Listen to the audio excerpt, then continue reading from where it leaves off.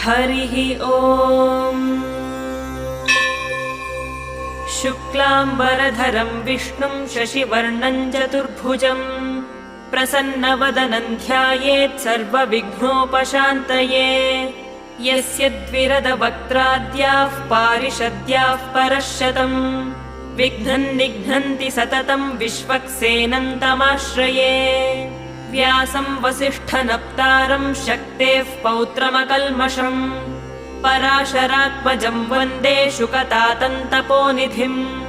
व्यासाय विष्णुरूपाय व्यासरूपाय विष्णवे नमो वै ब्रह्मनिधये वासिष्ठाय नमो नमः।